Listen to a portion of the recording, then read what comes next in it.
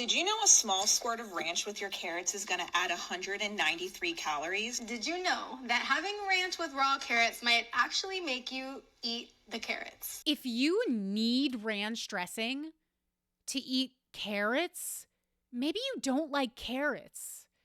And you don't have to eat carrots. Say it with me. Make ranch a controlled substance. What's up, guys? This is Emmy Brooklyn Baby. Welcome back to my YouTube channel. Before I start this video, go ahead and like the video, subscribe to my channel if you're not subscribed already, and do all the YouTubey things because it really truly does help me. And I'm trying to grow this baby caterpillar of a channel into a beautiful butterfly. So anything you guys can do, hype the video if it gives you the option. Obviously, you don't have to do any of these things, but if you are so inclined, I would be much appreciated. So today we are going to be doing a part 2 on a dietitian that I have covered before, and I feel like she slips her way into a lot of my videos. Don't get me wrong, I do think that this person's content could be helpful for a certain subgroup of people.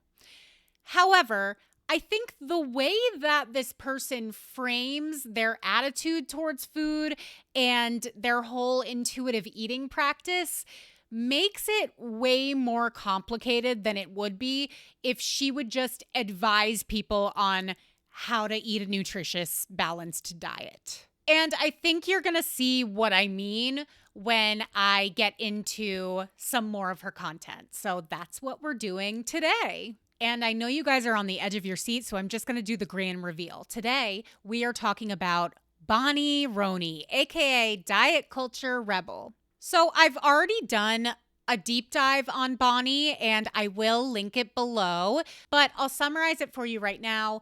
She comes from a reductive ortho background when it comes to food. She was a gymnast growing up, always quite petite, and she talks about her relationship with food over the years, and it seems to have been a tumultuous one. She also started out her career as a dietitian advising people on weight loss, and her Instagram name at the time was Low Carb Nutritionist, which is hilarious if you know what she's up to now. Nowadays, she preaches intuitive eating, listening to your cravings, honoring your hunger and your fullness, yada, yada, yada. But as I said in my original video about her, I don't think that her food choices are made based on her intuition as much as I think they're made based on her education and her general knowledge about healthy eating. So let's dive in and kind of explain what I mean by that. This is a carousel post from Bonnie's Instagram from 3 weeks ago, and I think we should go through it because this will be a great starting point. When people find out I'm a dietitian, they're shocked I don't do these things. I don't weigh myself. Yup, that's right. I spent years obsessing over that number, and honestly, it was toxic for me. Getting rid of the scale helped me rebuild trust with my body, discover what and how much food feels good to me, and focus on how I actually feel instead of what a number tells me. Why bring something back that was such a distraction for me? I don't see the point. Well, so first of all, the point is it's really useful for doctors to know your weight and to a certain degree for you to know your weight, or at least a ballpark of your weight, because rapid weight loss and rapid weight gain are oftentimes the first sign that something is wrong. Maybe you're sick, or maybe something mentally is not going well. There are so many things that a rapid weight loss or gain can indicate. So I think it's really helpful for your doctor to know that number. I don't know if she means that she doesn't get on the scale at the doctor's office. Maybe she does, and she just turns around and says, I don't want to know my weight, which I know some people do. And to me, there's not inherently a problem with that. But I just want to point out that when you look like this, you can kind of get away with not weighing yourself because there's no question that she is not overweight. Like, for her to decide to not weigh herself is pretty low risk compared to an Amberlynn Reed or a Foodie Beauty deciding to not weigh themselves and to never know their weight number, because she's not at an imminent risk of her weight affecting her negatively. So you get what I'm saying. It's like, all right, you don't weigh yourself, but like you don't really need to. I digress. Let's go on to the next one. So people are also shocked when she says, I don't count calories, track macros, or weigh my food. Instead, I eat more intuitively and adjust how much I eat largely based on my hunger and fullness cues. Now, to be clear, sometimes a loose meal plan or calorie target can be helpful for certain people in certain situations. What those situations are, she neglected to say.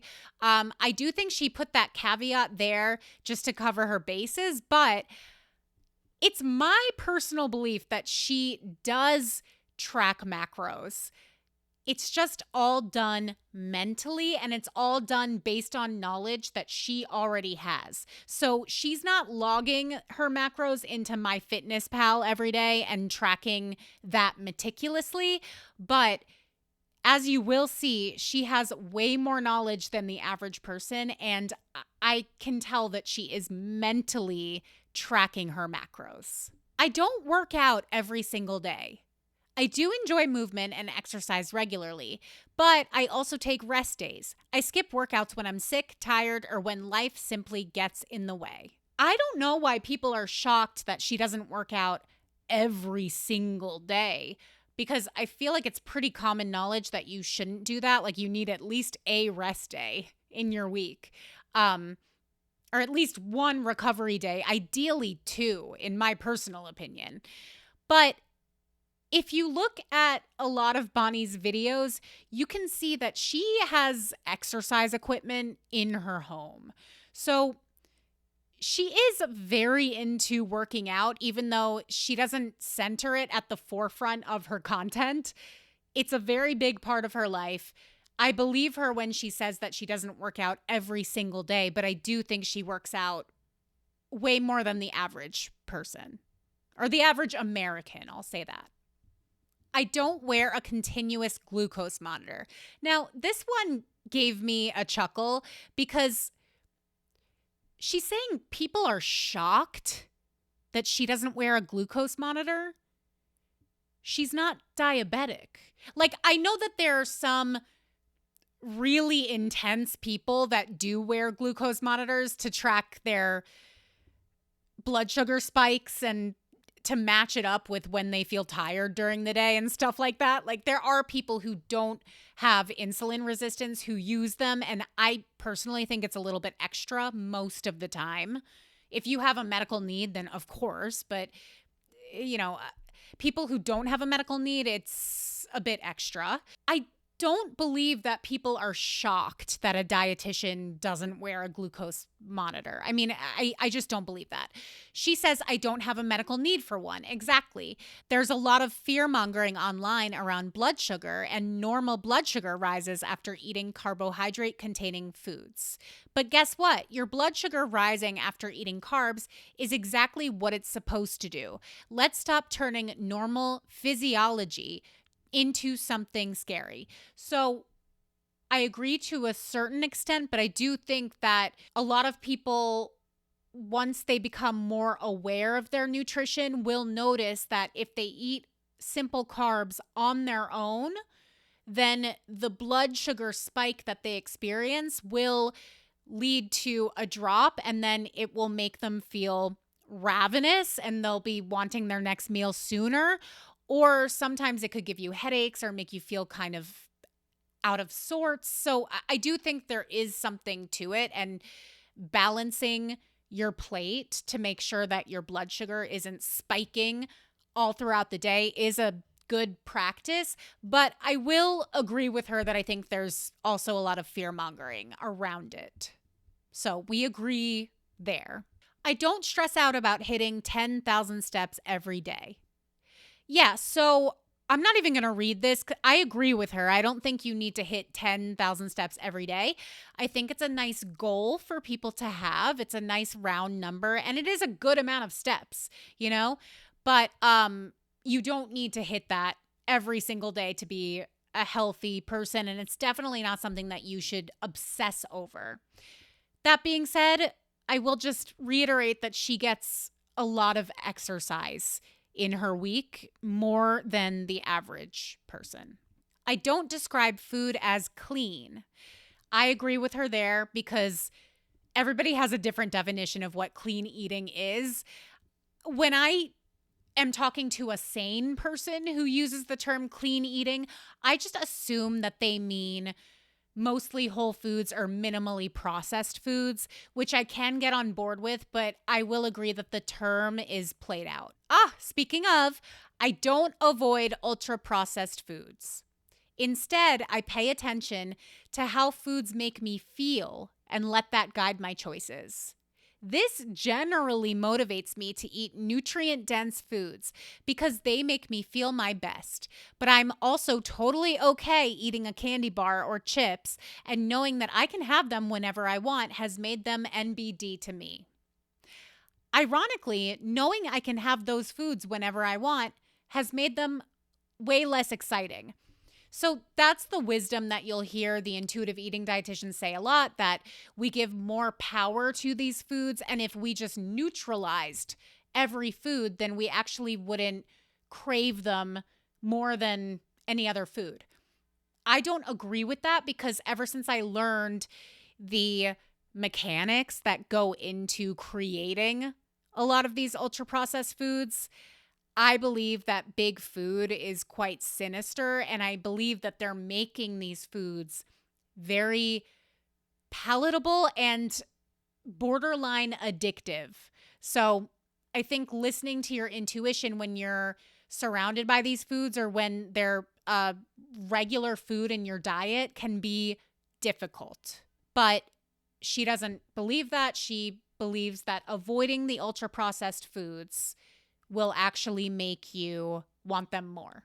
So keep that in your mind. We're going to revisit that. Oh, she says also, ultra processed foods aren't as straightforward as social media often makes them sound. They can vary quite a bit in nutrient density. Yeah, I think when most people say ultra processed foods, they're talking about the Edo family: Doritos, Fritos, Cheetos, Tostitos. They're talking about chips. They're talking about packaged cookies. They're talking about Takis, fast food, ice cream bars. You know, like, it's very clear what people are talking about when they talk about ultra processed foods. And I don't like how the anti-diet dietitians try to own you in a way by saying, well, you know, there are ultra processed foods that are pretty nutrient dense. It's like, okay, well, that's not what we're talking about though. So let's just calm down and speak to each other in a way that both of us can understand. In a world that tells us to track everything and follow strict rules about what, when, and how much we eat, doing things differently can feel radical. But truthfully, this is the most at peace I've ever felt with food and my body. Yeah, so I do believe her when she says that. I think for a lot of people that come from a very reductive ortho background, learning that you actually can include some foods that were previously off limits is very freeing. And I think it can quiet a lot of that noise for you. However, I will say that if you come from a place of food addiction or hinge eating, or if you have a really tumultuous relationship with food on the other end of the spectrum, telling yourself, oh, I can eat all of these foods whenever I want and however much I want might not be the answer to a healthy, balanced diet. Okay, so with all of this in mind, we are going to watch some of Bonnie's videos. She likes to film what she's eating for breakfast and what she's eating for lunch, so we can kind of see if she walks the walk or if she's just talking the talk. I'm a dietitian, and here's what I'm having for lunch today. In full transparency, I'm not super hungry. It's pretty early. But I had to come downstairs because I had a grocery order that delivered, and I'm in a boot because I broke a bone in my foot. That sucks. I've never had like a foot injury. It would be so annoying to be off your foot for 6 weeks or whatever it is. Sorry, tangent. Which means it's kind of a pain to get up and down the stairs to go back to my office. So I'm just going to go ahead and eat while I'm down here. I'm going to do leftovers from dinner yesterday. Yesterday was Father's Day, so these are leftovers from the Father's Day dinner we had. Japanese roasted sweet potato and steak. My husband grilled the steak. It's very good. It's skirt steak. I'm going to heat this up first in the microwave because it's going to take longer, and then I'll heat up my steak. While that's microwaving, I'm just going to snack on some berries. We had my side of the family over for brunch yesterday for Father's Day, and so these berries are left over from our brunch. I did a really big tray of raspberries and blackberries because these have just been my favorite berries lately. Strawberries right now that I've gotten have just been okay, very mediocre.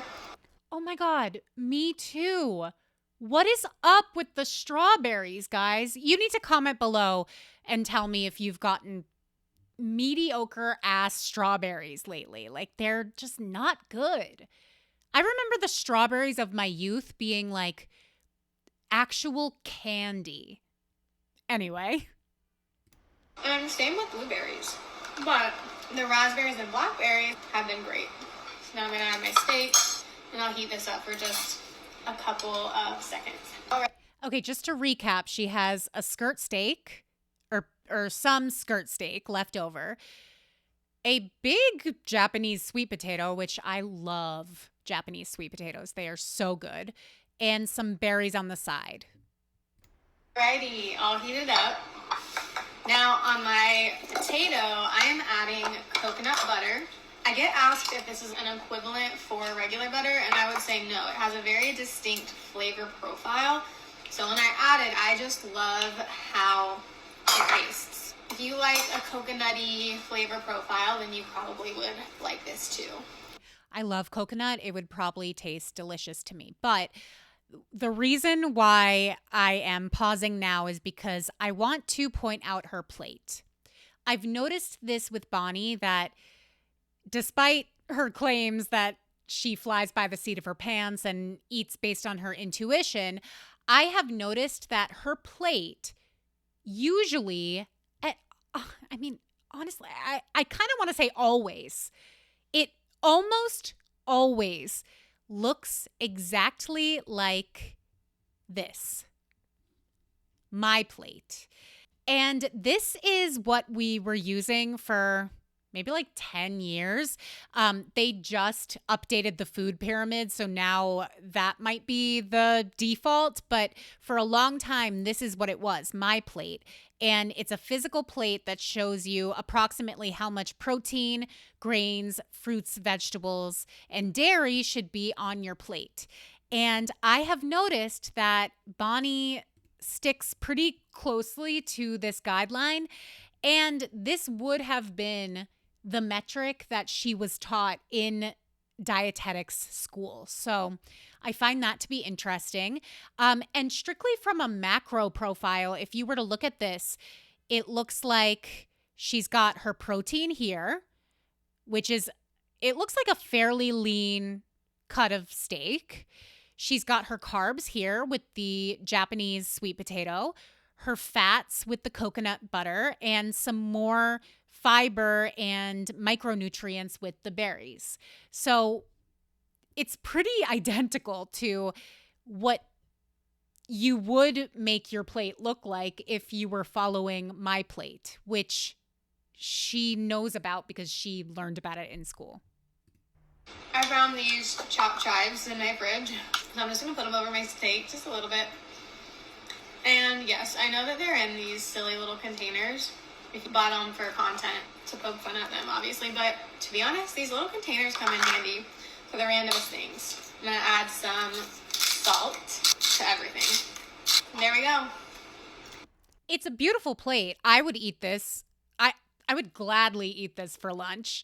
That's kind of a decadent lunch. But I'm not here to criticize any of the choices that she's making because, as you can probably tell, she's an extremely healthy eater. She has a very well-balanced diet. I would say if you decided to eat like her and make some of the meals that she makes, you would probably have a very healthy, well-rounded diet as well. My main point with this, and what I really want you to take away, is that the anti-diet dietitians will say one thing, but their behavior indicates something different. So they say that they operate based on their intuition and what makes them feel good and what have you. But what they're actually doing is balancing their plate with the exact ratios of the macronutrients that is recommended. So I don't think they really are going by their intuition. I guess you could make the case that their intuition is just more informed by what they already know and the kind of foods that they're already used to eating based on what they know. So the average American isn't going to be able to follow their intuition and have a perfectly balanced plate with all of the macro and micronutrients that they need that day. They will need to actually learn about it and practice it in order to master that. And honestly, I relate to this too because I love nutrient-dense foods. I really gravitate towards, I guess, healthy foods, you could say. So I can operate a little bit more based on my intuition than somebody who, for example, lives in Kentucky and eats barbecue ribs every other day. Is that a stereotype?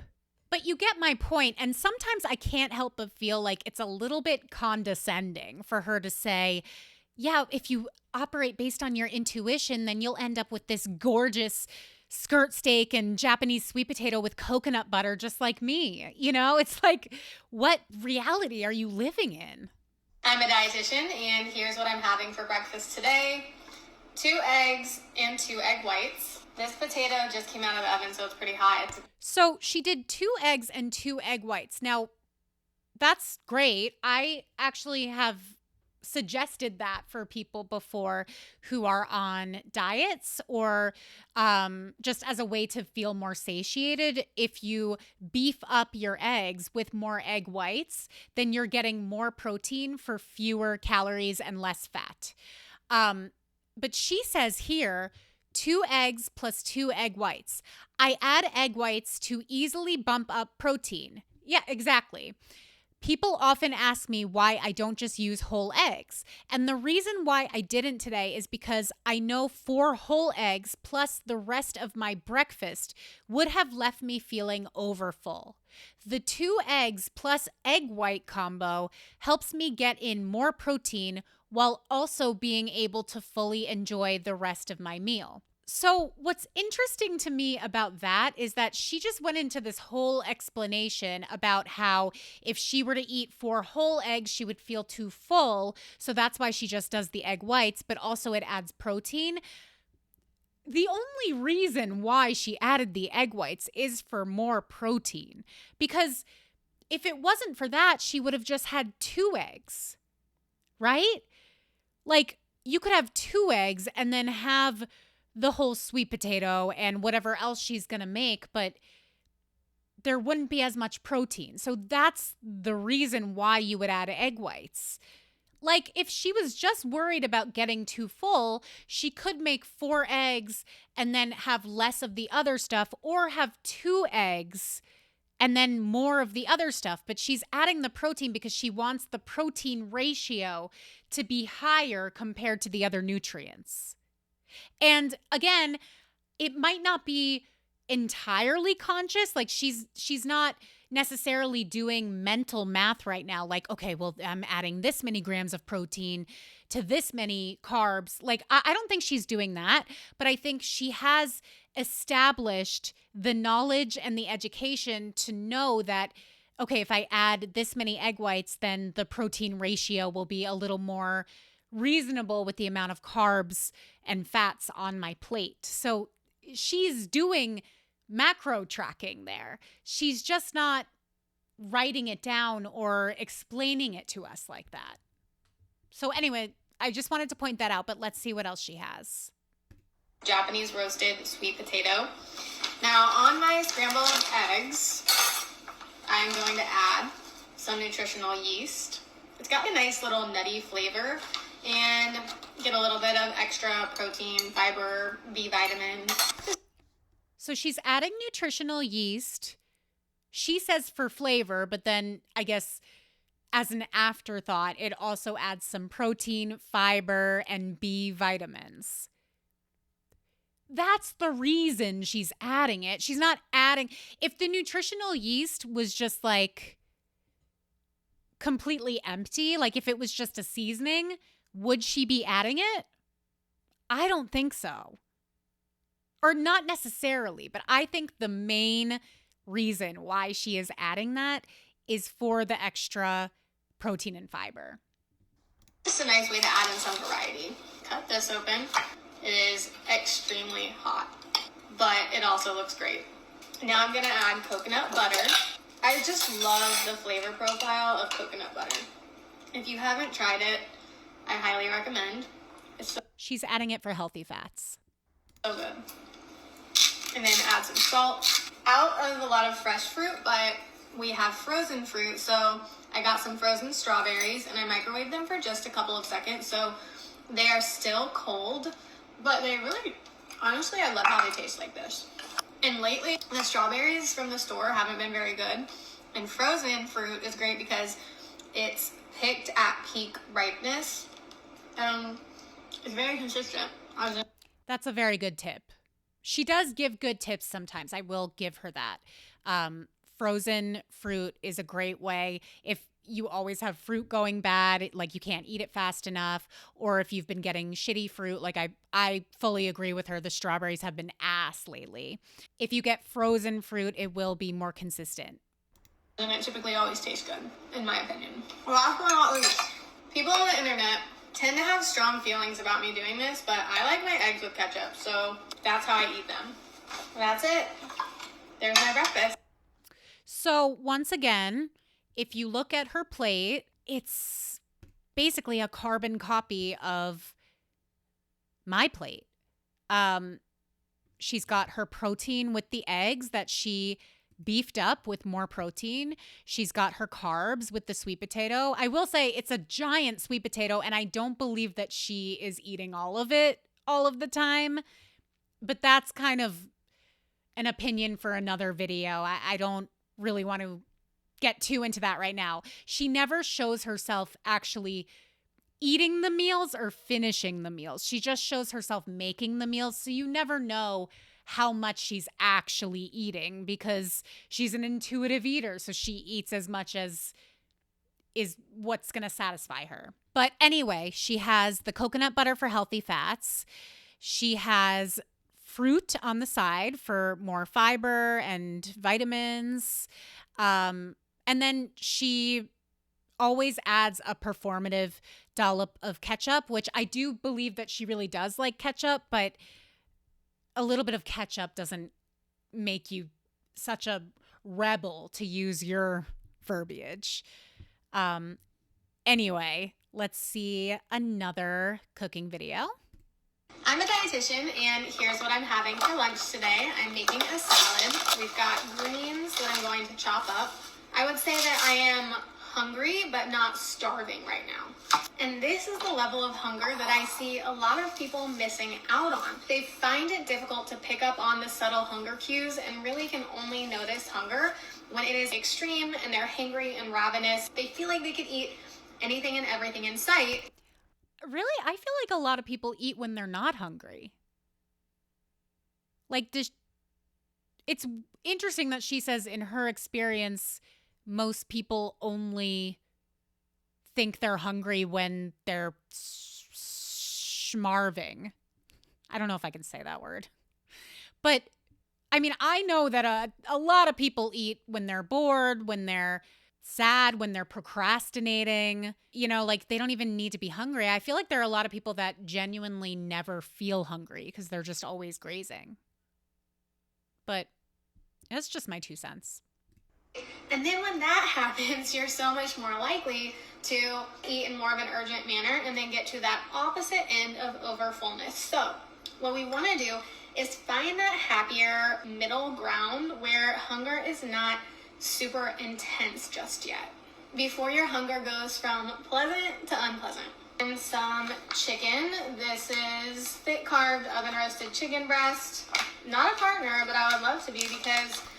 So I just want to point out, she says she doesn't avoid ultra processed food, but do we ever really see her eating a lot of ultra processed food? I feel like we only really see her eat it if it's a sponsored post or if it's one of the skits that she does about how it's okay to eat candy, or like the Reese's one that I included in another one that you guys were dying over because she kept saying Reese's and it was pissing me off.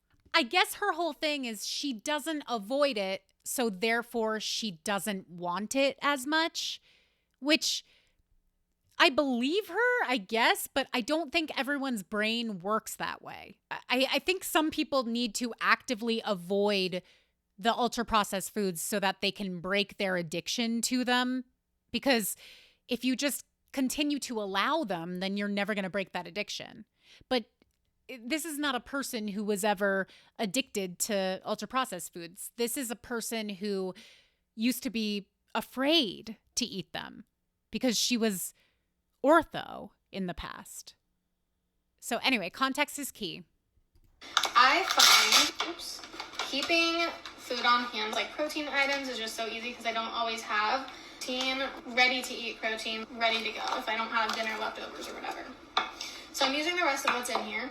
So if you're in the beginning stages, trying to rebuild trust with your body cues like hunger and fullness, what I find to be a helpful question or helpful questions, because it can be really hard to be like, I don't really know how hungry I am. Like, is it time to eat? Should I eat? Should I not eat? Ask yourself these questions. Do I feel pleasant, unpleasant, or neutral? So right now I can tell my stomach isn't growling right now, but food is sounding good. I know it's been several hours since I last ate. I had some chips when I was trying to figure out what I wanted to make for lunch, and I was like, okay, I could have more chips. So those were all giving me signs that I'm hungry, and This is so much thought. Like, how much thought do you think goes into the intuitive eating process for her versus if you were to just plan out your meals and just eat what you plan to eat? You know, like, you don't need to force yourself, but like, I feel like meal prep is the opposite of intuitive eating because you're planning out what you're going to eat every day, but it takes so much of the guesswork out of it. I can tell that this level of hunger that I'm at right now is pleasant. It's not extreme. It's not too far. This is a good place for me to start eating. And being able to get in touch with these subtle hunger cues is just simply a kind way to treat yourself. But if you are someone who struggles with eating past that mark of comfortable fullness, or you find yourself maybe noticing that you are full but you continue to eat, or like every time you eat something you feel like you're just past comfortable fullness, then working on this hunger side and eating when you're at this pleasant level of hunger is actually a really helpful place to get you to the point where you can eat to a comfortable level of fullness as well. I have some chives. Now I'm going to do a little make my own dressing situation. We've got lemon juice. So she makes her own dressing. She's not buying Wishbone or Ken's or Paul Newman's. She makes her own dressing. So even that is not ultra processed. I do this dressing a lot. So if you watch my content, you've probably seen me make it before. Some Dijon maple syrup. And now I need olive oil. Okay. It's interesting she puts the ingredients right on the salad and then mixes it in. I don't have a problem with it. It's just that's interesting. Like, do you get like a big bite of maple syrup on an avocado? You know? I'm going to mix it up. I love this salad combo. And then I've got some tortilla chips that I just like to dip in here. Okay, so those are ultra processed. I did just peep them. They're made with avocado oil. I've noticed that she does, when she shows her grocery hauls and stuff, she makes very intentional choices about the types of brands and ingredients that are used even when they are UPFs. So, like she'll buy those applesauce pouches, like those mushy fruit pouches for her kids, but they're organic, like they're health halo foods. Just eat everything together. Very good. Okay, so once again, that was a very balanced plate. It looked identical to my plate, and it was mostly fresh ingredients from her beautiful kitchen. I'm a dietitian, and here's what I'm making for lunch today. Starting out with chicken salads. I've got shredded chicken in here, adding pecans, dried cranberries. I'm going to do some chopped apple. Oh my God, my sister would love this chicken salad. I feel like I've mentioned in some other videos, my sister is like a Gen X cusper. Like she's technically a millennial, but she's an early 80s baby. I won't say when. She loves tuna salad and chicken salad and pretty much any salad with like walnuts and cranberries and apples, and like everything is sweet. Everything is fruity and Waldorfy. And I really think it's a product of that generation. Although I actually think Bonnie is more closer to my age. Anyway. Child took one bite out of an apple, and I said, I'm going to save this. I'm going to use it later. Adding this in, and some mayo. I know a lot of people will do Greek yogurt instead of mayo, which you can, but I don't because I'm already getting plenty of protein in my chicken. Taste test. That is a lot of mayo, though. Just my personal preference. I don't like a ton of mayo. I do prefer a chilled chicken salad. My chicken is, I just made it, so it's warm, but it's still good. Now I'm going to do a sandwich. Oh, so I couldn't find the clip, but I remember her saying that she is gluten-free because she has IBS, I believe. So she says wheat and gluten, I guess, triggers her IBS. So this bread is from a local bakery that she goes to, and it's gluten-free bread. So I guess it's pre-baked and pre-sliced at this bakery. Interesting, though, even the bread is made fresh. It's not ultra-processed. I'm going to do just like a slight honey drizzle to give it just a little sweet flavor burst. It does look good.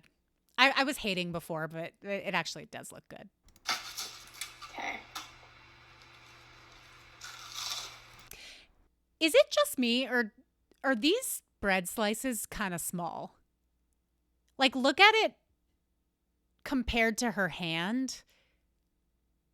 I feel like gluten-free bread is smaller a lot of the time. I don't know exactly why. Like maybe because of the ingredients, it doesn't rise as much. I don't know. If you're gluten-free, please advise.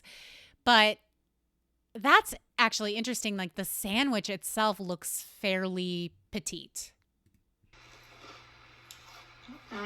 This is good. And then I'll probably just eat some of this plain too. Okay, but like she doesn't show it. So we actually don't know how much she eats. She could have just eaten the sandwich, or she could have had a snack after, or decided that wasn't enough, so she made another sandwich. Like we really don't know. So she's only showing us what she chooses we're worthy of seeing, I guess. I'm a dietitian, and let's make my 1,000 calorie breakfast. This is the breakfast keyboard warrior said was way too much food, that they could never eat this much, that it is a dinner-sized portion, and that it is more than I need for my size. First up, scrambled eggs. We have 2 eggs and 2 egg whites. As a dietitian and someone who used to struggle with disordered eating, trust me, I know about how many calories are in most foods, and those numbers used to dictate what and how much I ate. She just admitted that she internally knows the calorie content in most foods. And she knows the macro profile in most foods. I mean, there's no question. So even if she is going based on her intuition, that information is always there. So anyway, I don't know how you really can say that it doesn't inform any of your food choices, because how do you differentiate the two? I don't know. I don't know the answer. But now they are just neutral data points. Sometimes they may help guide decisions, but most of the time I rely on hunger, fullness, and body attunement that I've built over the years. Okay, next up, roasted potatoes left over from dinner last night. With that being said, this is not a 1,000 calorie breakfast plate, but it is probably more food than what many people are used to eating at breakfast, because diet culture has conditioned us to believe that tiny meals like 1 Greek yogurt, 2 scrambled eggs, or just coffee is enough for breakfast. I mean, I don't know, because I watch these What I Eat in a Day as a Fat Person compilations, and they're eating like easily 1,000 calories for breakfast. They're just going to Dunkin' and eating most of it in liquid form, you know? Like, I think a lot of these people who are commenting on all the food, like, they might just not have a lot of nutritional literacy, but she does. And that's kind of my point. Like, she's even being a little condescending here. Like, oh, well, you just think that this is too much for breakfast because you try to subsist off of 1 raisin. You know, like, I don't know that that's true. Like, I don't know if that's the case for most people. Or worse, that surviving off of 1,200 calories a day is enough for a full-grown adult. Spoiler, for most adults, it's not. Well, it is if you're very short and very sedentary. But I agree, for most people, it's not appropriate. So many people feel uncomfortable, sometimes even distressed, when they eat enough to actually feel full or reach a higher level of fullness. Avocado. That means eating a filling breakfast can feel wrong, even though feeling full is not a bad thing. For the person who needs the reminder, because I used to need it myself, it is okay to eat enough food to feel satisfied and stay full for more than an hour. It is okay to eat food that can actually hold you over. When people say my breakfast is too much, what they are often revealing is their own unhelpful beliefs and rules around food. And for the record, the amount of food I eat changes from meal to meal and day to day. Sometimes I need a fuller plate to feel satisfied, and other times less is enough. So just looking at this, these people were exaggerating. It's definitely not a 1,000 calorie breakfast. It's not little, and I will say once again, I don't know if she's actually eating all of it. I would say there's a high likelihood that she's not, okay? But it's also not 1,000 calories. I'm doing quick mental math, but maybe it's like 700 calories, 800 calories. It depends what she cooked the eggs in and the potatoes and whatnot. But anyway, she is presenting it as if she is going to eat the whole thing, because she's saying, you know, it's okay to eat a massive breakfast. Yeah, of course. I think a lot of people don't want to do that because they have a certain limit and they don't want to feel hungry later, like much later in the day, if they ate, you know, half their calorie allowance at breakfast. But I get what she's saying, and I don't entirely disagree. I think eating a substantial breakfast can actually keep you more regulated throughout the day. So I'm not going to hate on that message.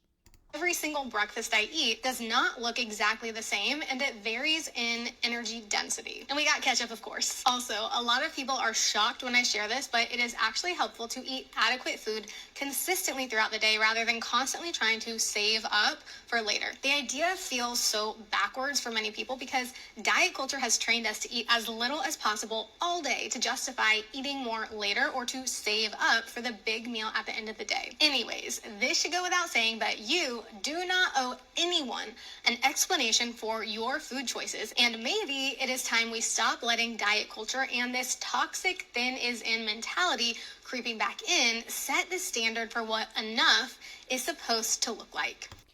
I mean, is it related to that at all? Like, is she saying people were commenting that the breakfast looked too big for someone her size because they want her to be more skinty, or because they don't want her to get fat? I don't know. I don't fully understand what she's saying here. Moving on. I'm a dietitian, and here's what I'm having for breakfast today, starting out with 2 pieces of toasted bread. Gluten-free bread from a local bakery. Sometimes I have 1 piece of bread, sometimes I have 2. 1 isn't good and 2 isn't bad. You are allowed to enjoy 2 pieces of bread if you'd like, and you deserve to be able to do that without guilt. I don't think the majority of Americans are stressed out over having 2 pieces of bread with their sandwich. That is typically what a sandwich consists of. In fact, I was at the diner the other day and I saw multiple people eating club sandwiches. Those have 3 pieces of bread. Sometimes 4 if the diner's crazy, you know? I am doing a breakfast sandwich this morning, so starting out with mayonnaise. Adding Dijon mustard. I'm going to add some mashed avocado. It is a good day because I've been boot-free for over a week now, and it's been really lovely to walk around without a boot on. And I'll just put the rest of this on my plate. Next up, I made an egg patty. Obviously, it's too big for this sandwich, so I'll just cut some pieces off and eat that plain. So many of us, thanks to diet culture, have this mindset that we need to save up food or just kind of skimp on food all day long. I think she's projecting here. I think this is what she used to do. So she's saying, so many of us do this. I do think that there is that is a thing for sure. But then there are other people that say, I won't eat past 6 p.m. or 7 p.m. Like, people have all different kinds of whacked out rules that they try to keep to make sure they're on track. She loves eggs and avocado. I mean, it's a classic combo. I love it too. I'm just noticing that there's a lot of eggs and a lot of avocado in these videos.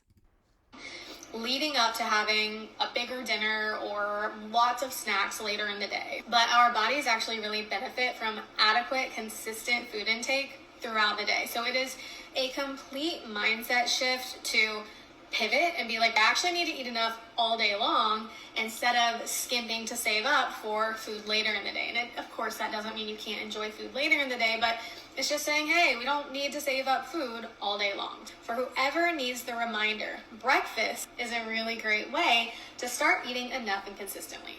And this breakfast sandwich is so good. So good.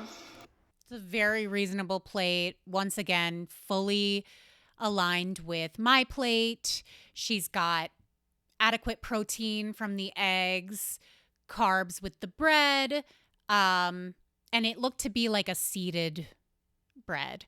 And then she has the avocado, which is a good source of healthy fats and a good amount of fiber. So, yeah, I mean, she intuitively ate a perfect breakfast. Okay, moving on. I'm a dietitian, and here's what I'm having for lunch today. It is Friday, which means my house is low on food. So I'm working with what we've got. I made these turkey burgers for dinner last night. I'm gonna heat it up in the microwave. I'll heat it up. I'm gonna make a sandwich with this down to the butt of the bread. So that's what I'm working with today. Adding some mayonnaise, some Dijon. We have no lettuce, or else I would put that on here. I do have an avocado though. I keep my ripe avocados in the fridge, and it really extends their life. In a really unpractical way, I'm going to put this avocado here. I know it's gonna just burst out when I eat it, but does she have an avocado tree? Like, I really want her to open that fridge. I feel like there would be a dedicated avocado shelf in there. I want it to look social media pretty. Literally, that's it for my sandwich. Okay, so a homemade turkey burger and half an avocado, a little bit of mayo, a little bit of mustard, 2 pieces of the gluten-free bread. Very balanced. First bite. It does taste good. I'm gonna pair it with some watermelon. My parents brought this watermelon over. It just feels right to have watermelon with a burger. So I like to make sure that I always have staples at home to build meals. Bread is one of those staples. I keep it in the freezer. Now I am low, hence getting to the butt of the bread. But usually I have bread in the freezer, so I'll get more the next time I go to the grocery store. Avocados are kind of a staple for me too because I keep them in the refrigerator when they're ripe. They really do last a lot longer. And then I got lucky with my parents bringing this over. But keeping staples at home makes it so much easier to build meals. I know that I'm going to be making dinner most weeknights, so I know I can also rely on some leftovers from dinner. So combining leftovers with staples, I'm usually pretty confident I can throw something together. So the one thing that is left out of the My Plate equation here is dairy, but I believe that she is also dairy-free. So she's gluten-free and dairy-free. So just take from that what you will. Obviously, if you have food intolerances, you have to avoid that food. But I have noticed that a lot of these anti-diet dietitians have some sort of stomach condition. It might just have to do with the fact that there are higher rates of gastrointestinal issues reported now, probably in part because of our food environment, but that's neither here nor there. But yeah, all of these anti-diet dietitians, now that I'm thinking about it, they either have SIBO or POTS or IBS or Crohn's or some sort of condition that limits the type of food that they can eat. It's just something to keep an eye out for and be aware of. These are people who are intimately aware with their personal gut microbiome. Let's just put it like that. I'm a dietitian, and here's what I'm having for breakfast today. 2 eggs with egg whites. I'll give this to my dog. Sprinkling on some nutritional yeast. The nutritional yeast kills me. Like, she really wants us to believe that she just loves the taste of nutritional yeast. Like, I get it. If you don't eat dairy, then you're not going to put Parmesan on there. You're not going to mix cheese into your eggs. And so that's a substitute. And it also does have a little bit more protein. Like, I will add it to things for more protein because I have a protein goal. And it also has some fiber. But, like, just say that. You know, but it's like they won't say that because that means that they're following guidelines that aren't what their tum-tum craves. You know, it's like, it's weird. A gluten-free English muffin. These are very whole grainy and dense, but it was hard as a rock. Did you hear the noise that it made when she put it on the plate? I don't want to eat that. I like them. Gonna add a... Oh, and she just wrote on the screen, wheat is one of her IBS triggers. So that's why she avoids it. Fair. A little bit of coconut butter. Hard to spread this, but it adds a really nice flavor profile. She keeps saying it adds a nice flavor profile. I like coconut too, so I will admit I would probably like this. But she's adding it for fats. She's adding it because she knows that she needs some healthy fats in there. Like, that's the main reason. Let's see. That is a hard-ass English muffin. Next up, blackberries. I heard you say blackberries. Are you looking for music by the artist Blackberries, or did you want information about the fruit? Alexa, off. I've been really into blackberries lately. I have eaten a few of these as I've been making breakfast. Some are good, some are not good. That's the thing with fruit. You don't... That is the thing with fruit. Once again, I will just pull this up, memorize the plate, and now look at my plate. I mean, aside from there being no dairy and no vegetables, but she's got the blackberry, she's got fruit. I don't know what you're going to get. Last, but certainly not least, and probably not surprising to you, ketchup. Okay? Ketchup makes my scrambled eggs go from good to great. My condiment of choice with eggs. I don't know why she has such a hard-on for ketchup. Like, I do think ketchup with eggs is good, but I don't need it with my eggs. Can you pause this video and let me know what you like with your eggs? I like salsa or hot sauce usually. And here's my breakfast. I had a little extra time to make this today. Not every breakfast looks like this, but But they look similar. She's like, they don't all look like this, but do they not? Sometimes she makes smoothies. I'm curious if there are any smoothie videos in here. I think about making meals. I think about combining protein, carbs, fat, like in the coconut butter and the eggs, and fiber, which we have in the English muffin and the blackberries. And then lastly, I think about flavor. What's going to make this taste better, which is why I added ketchup, coconut butter. I love the taste of it. Oh, and then we have the nutritional yeast, which is just a fun, tasty way to add in some extra nutrition. You get a little bit of protein, a little bit of fiber, a little bit of B vitamins, and it has a nice nutty flavor. Okay, so this is interesting. So here she is saying that she makes these choices because of the nutrients that are in the food and that the flavor comes second. But before, like in that carousel, she said that it was mostly about what sounds good to her and makes her feel good. So to me, those are two conflicting messages. I'm a dietitian, and here's what I'm making for breakfast today.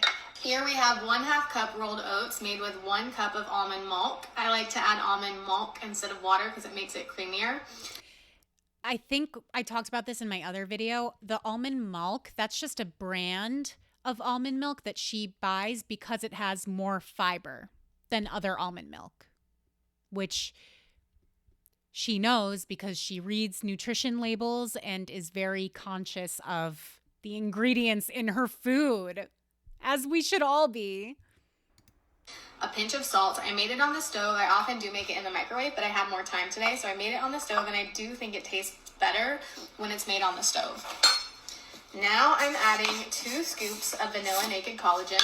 I like this because it adds a little extra protein. Yes, I know it's not a complete protein, but fortunately it is not the only source of protein I eat every day. Yeah, I was going to say, I wonder why she uses collagen and not just like whey protein. I mean, I know that collagen supposedly has benefits, but I don't know. If you guys know anything about the actual health benefits of collagen, write it in the comments because I actually don't really know. Every day, so that's okay. It blends in really well and it adds a nice vanilla flavor. Just gonna mix it in. It smells good. Let me try it. That's good. Fresh blueberries. My boys were going through a big blueberry phase and now they're not. So normally I don't go into their blueberry stash, but they haven't been eating them lately, so I am. Now I'm gonna add some almond butter. Drizzle it on there. And last but not least, I am adding some cinnamon. And that's my breakfast. It is so good, trust me. This caption says, I see a lot of diet culture out there around oatmeal.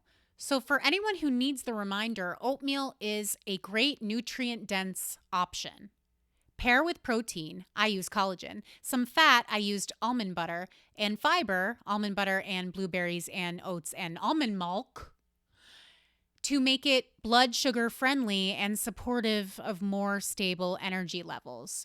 So do you see what I mean? Like there's kind of conflicting messages here because it's like, should we be conscious of our blood sugar stability or should we not? And is that diet culture? It seems like it's not diet culture when she does it, but it's diet culture if a weight loss coach were to say the same thing. But they both accomplish the same goal, which is making you feel more regulated throughout the day so that you're not ravenous later and you don't overeat. That's like the main purpose, it seems. So now I'm starting to think that for a lot of the intuitive eating dietitians, it's all like smoke and mirrors to trick people into eating healthy. Like they think that if they convince people that it's their idea to add certain things to their breakfast, that then they will become healthy eaters almost by accident. It's kind of like, if you've seen My Big Fat Greek Wedding, it's kind of like when the mom in My Big Fat Greek Wedding says the man is the head of the household, but the woman is the neck, and she can point the head in any direction that she wants. So in this scenario, the dietitian is the neck, and she is convincing you that you're making these choices based on your intuition, but really you're making them based on what is obviously a nutritious, balanced meal. Let me know if that made sense. You gotta try it. Did you know a small squirt of ranch with your carrots is going to add 193 calories? Did you know that having ranch with raw carrots might actually make you eat the carrots? I hate this. I've heard this before. I've heard other people say this before. Or maybe I've heard her say this before. If you need ranch dressing to eat carrots, maybe you don't like carrots. And you don't have to eat carrots. Like, there are other sources of vitamin A, beta carotene. Like, you can find it other places. Like, you don't need to force feed yourself carrots. Isn't that anti-intuitive eating? I don't know. Revolutionary, I know. Did you know that the fat in ranch helps your body absorb fat-soluble vitamins like vitamin A? And guess what carrots have a lot of? Vitamin A. Yeah, but we get other sources of fat in our day. We don't need to supplement with ranch. Say it with me. Make ranch a controlled substance. Did you know that carrots are pretty low calorie raw, so it is actually ideal to add something to the carrots like ranch to make it a more substantial snack? Again, most people get enough calories in their day that they don't really need to worry about beefing up their carrots with ranch. Nutrition should not be a low-calorie competition. It is not a how little can I eat and survive type of thing. And in fact, eating enough and eating consistently forms the foundation of good nutrition. Turns out we actually need to eat enough and eat a variety of foods in order for our bodies to absorb and utilize vitamins and minerals from foods that we eat in the most efficient ways. So once again, most people are eating more than they need. So yes, this advice could be helpful for people who do not eat enough. And those people exist. I'm not saying they don't. But the majority of people, especially in the US, are actually eating more food than they need. So they don't need to add ranch. In fact, ranch is a food that, for a lot of people, is extremely difficult to moderate. Like, they can't just have a single serving of it. Isn't it better to just avoid it altogether? I have less than 10 minutes to make and eat breakfast today. Here's how I'm making it work. I'm teaming up with Oikos to show you what this can look like as a registered dietitian and intuitive eater. Okay, so this is an ultra-processed food. It's not terrible for you. Like, I've drank these Oikos shakes before in a pinch when I needed more protein on the go. It's just interesting to me that it seems like she really only eats ultra-processed food if it's a sponsored video, or if she's doing a skit about how it's okay to eat ultra-processed food. So this is the perfect example. This says #Oikos partner, how I throw together and eat breakfast when I have less than 10 minutes to do both. I'm teaming up with Oikos to show you what this looks like as a registered dietitian and intuitive eater. So like, in none of her other breakfasts that weren't sponsored posts did she whip out a protein shake from Oikos, or I guess she did use the collagen powder in her oatmeal, and like she uses it here or there, but it's not the center of the post or the center of the meal. But here it's front and center, and it's because she's being paid. I get your bag, girl, but like, also, we notice things like this, You know, I am not someone who counts every gram or tracks every little morsel of food that I eat. No, but you know what you're eating throughout the day. You don't need to track it because you have the knowledge and the education to know how to behave around food. It's not how I approach eating day to day. But when I am really strapped for time and have to eat on the go, I am still intentional about making sure my meals have enough to sustain me. I know that getting about 20 to 30 grams of protein alongside carbs, fat, and fiber usually helps me feel satisfied and energized longer. How convenient that the exact recommended amounts of the macronutrients, like 30 to 40 grams of protein or whatever she said, like, how convenient is it that that happens to be the amount that she has noticed makes her feel her best? But it's also the recommended amount that many doctors and nutritionists say that you should aim for at every meal. Isn't that interesting?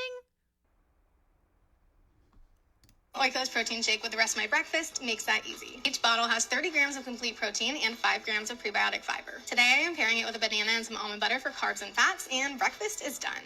I mean, it looks like a great breakfast. I would smash.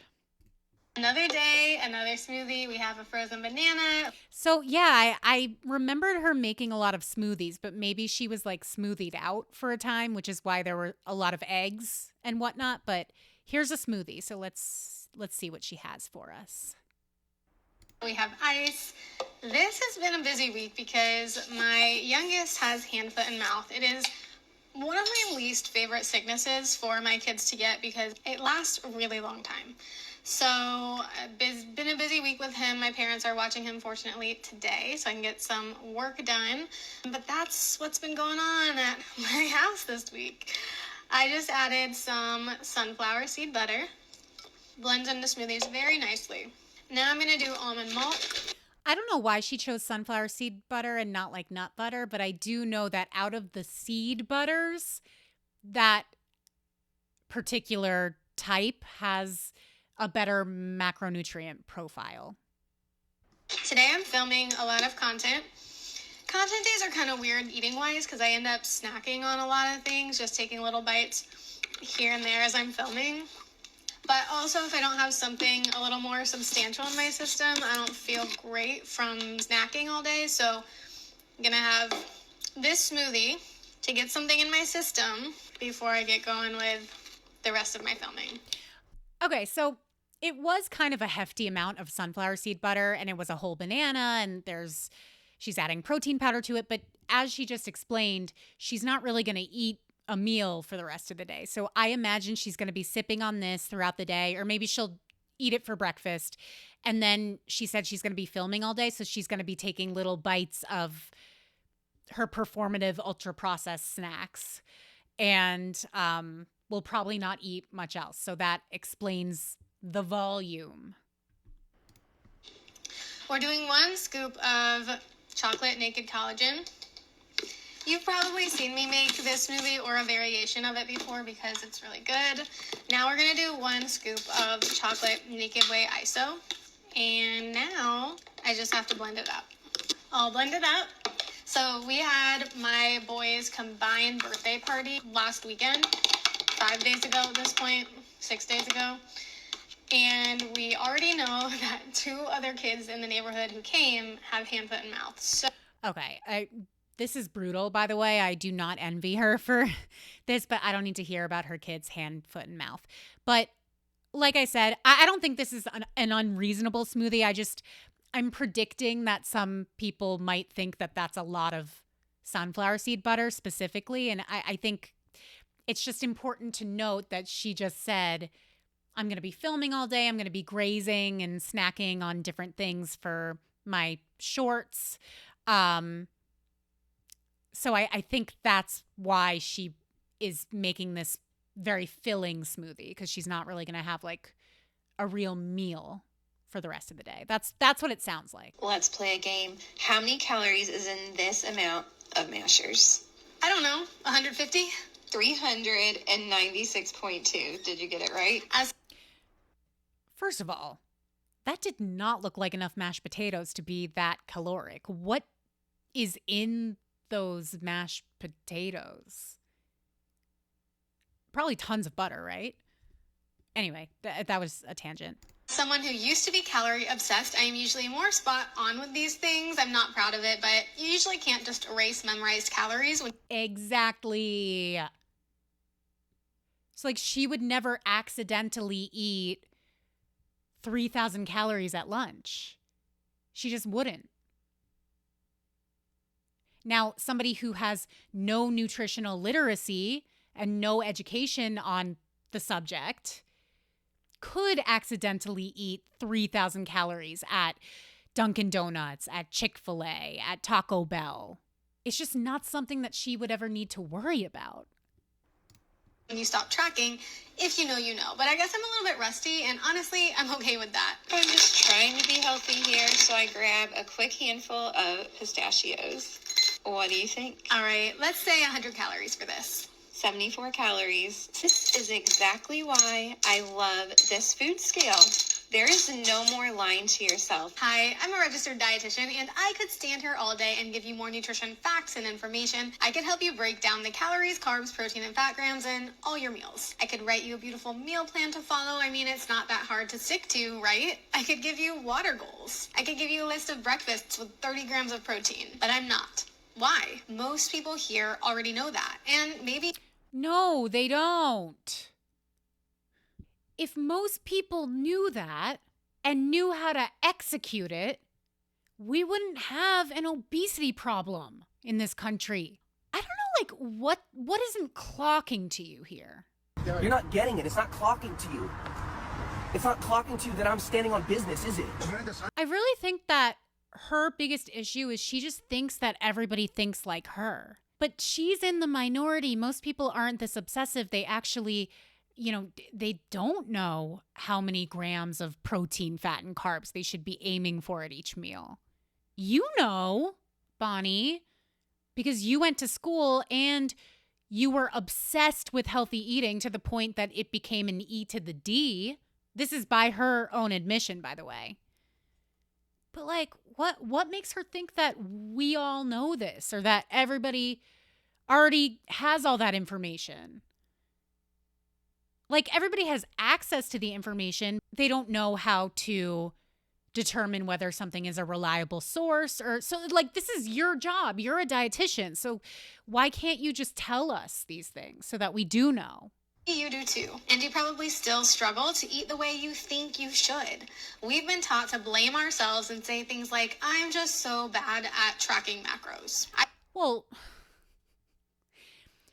I think somebody would be better at tracking macros if they didn't see a dietitian that advised them to ignore macros and just listen to the rumbly in their tumbly. Like, what are we even talking about? Anyway, let's see what else we have. I'm a dietitian, and here's what I'm having for lunch today. I'm making a salad. Lately, I have really been in a salad mood, which I'm enjoying it because I went through a phase where I wasn't in the mood for them. Now I am, so I'm just going with it. This is another thing. I feel like there are people out there that are never in a salad mood. I get in salad moods, for sure. I like vegetables. But, I mean, I've personally talked to a lot of people that say they would never willingly eat a salad over something else. So, starting out with some greens. Next up, frozen corn. Just gonna microwave it. While my corn is thawing out in the microwave, gonna cut up some chives. Corn looks good. I have this sous vide chicken, and I am so thankful that I had it in the fridge because I don't have any other okay, we got a packaged food. ready to eat protein right now. So this is coming in clutch. I know it looks kind of funny, but trust me, it tastes really good. And once you pull it up. Yeah, and it's just sous vide chicken. So that's just chicken that they put in water so that it cooks all the way through to the correct internal temperature. It's very interesting how they do it. I only know about this because I used to work at a catering company. That's just a little part of my lore that you guys might not have known. Apart, it looks way better. It's so convenient, tastes great.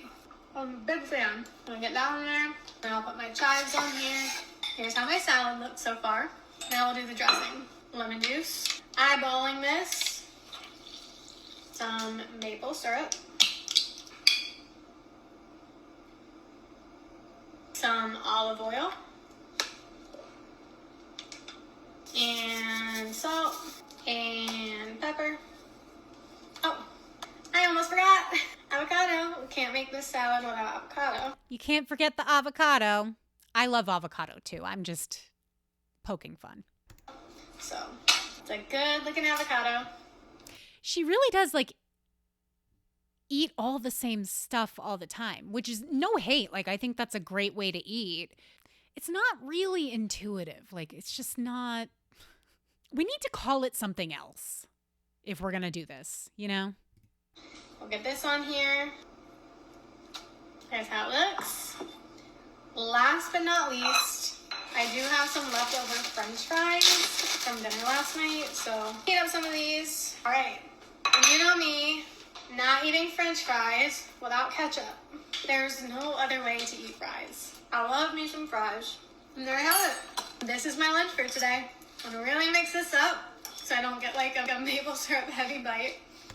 Yeah, we got our carbs, we got our protein, our fats, our fiber. Totally balanced. Of course the dietitian is making a salad. Yeah, I mean, I like salads and I'm in the mood for a salad. I bet you eat salads all the time. I guess it would depend on your definition of all the time. You do eat salads all the time.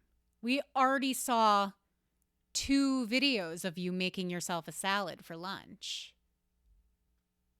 This is kind of like the condescension that I'm talking about. It's like, it's mostly in the skits, which I didn't pick a lot of skits to show you guys, but that there is that vibe in a lot of them that's like, yeah, well, I just felt like it, so I ate it. And it's like, that's not it. That's not the beginning and end of your food choices. No matter what you say, I don't believe it. But believe it or not, salad is not the only thing that I eat. Sure. Yeah, I mean, you can't make assumptions about my entire eating patterns after only watching me eat one meal. No, but I can make assumptions based on all of the meals that we've seen you eat that are mainly whole foods and minimally processed foods. Or sometimes a smattering of ultra-processed foods if you're being paid by the brand. I thought you were a dietitian. I am. Then you should know better. Know better? Know better than to eat ultra-processed foods and put artificial sweeteners in your body. What are you even promoting? I give up. Oh, I see. It's like people hate you when you're being healthy, but they hate you when you're being unhealthy. Well, we wouldn't hate it as much if you were just honest that most of the time you eat healthy food and then sometimes you allow bits of unhealthy foods. Because that's what it is. Very simple, very straightforward. But she has to stay within this niche because she is trying to appeal to people that want somebody to tell them that they can eat nothing but ice cream cake and that's perfectly fine. That's what I think. Like, I think that it's actually pretty messed up what they're doing because they're using their knowledge and education against people who don't have that. I'm a dietitian and I'm going to show you not only what I'm having for lunch today, but also tell you why I am eating it. And the best part, it's a hungry root recipe that takes literally less than 5 minutes to make. First up, microwaved brown rice quinoa blend. This is for complex carbs. Okay, once again, we got packaged foods, but she's being paid by Hungry Root to make this video, which I have nothing against meal kit services like Hungry Root. I haven't used Hungry Root, but I've used HelloFresh and there's one other that I've used that I can never remember the name of, but I don't have a problem with it. It's just, it's interesting that these packaged foods only show up when she's being paid. I feel like I'm saying the same thing over and over. Smells good. Smoked poke style salmon. And I am especially excited about this right now because I am the only person in my house who eats seafood. So when I have a meal all to myself, you betcha I take that opportunity to enjoy seafood for the taste, high quality protein, and omega-3s. Next up, thinly sliced cucumber. This is for crunch. And you know me, avocado, because I love it. And it adds some fiber. Last but not least, sesame ginger sauce to make my taste buds happy. This is one of the most my plate meals that I have seen yet. We got our grains with the brown rice quinoa. We got our protein with the sashimi. We got the vegetables with the avocado and the cucumber. And fruit, we got the avocado. Build meals, I aim to include carbs, protein, fat, and fiber because this combination generally helps me feel my best. And it helps everybody feel their best because that is what is recommended. I'm going to lose it, you guys. I'm going to lose it one of these days. it covers a lot of my nutrition bases. But as a business owner and mom of 2 toddlers, I don't always have the time or mental energy to plan, shop, and prepare meals like this. Really? It seems like you got plenty of energy to do it because it's your whole job. I will say, though, she is good on camera. Like, she is charismatic and I get why she is successful. But I don't think she's being 100% honest about the way she approaches food.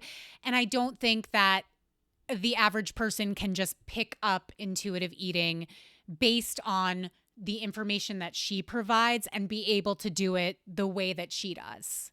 So once again, I've said this before. I just want to repeat it for you all. You have to pay attention to how these dietitians behave, not what they say. Do as they do, not as they say. Do you get what I'm saying? Just pay attention to what do their grocery hauls look like? What do their meals look like when they show their meals? Do they show themselves actually finishing the meals? And how often are you actually seeing the fun foods that they say are okay to eat? Because I think what you will notice is that they're doing the same things that the fat loss and the weight loss coaches are doing, which is they are enjoying treats in moderation. But they're just not saying that because that's not sexy. You know, it's way sexier to say, well, I just allow myself to eat things when I crave them, and then therefore I don't crave them as much.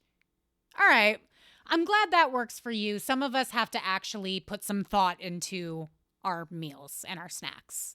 Anyway, you guys, I've been yapping for quite a while. Let me know what you think of Bonnie in the comments. Let me know if you have any thoughts on this video. And if you made it this far, leave an avocado emoji because you gotta. And that is it. That is all. I'll see you guys in the next video. Peace out.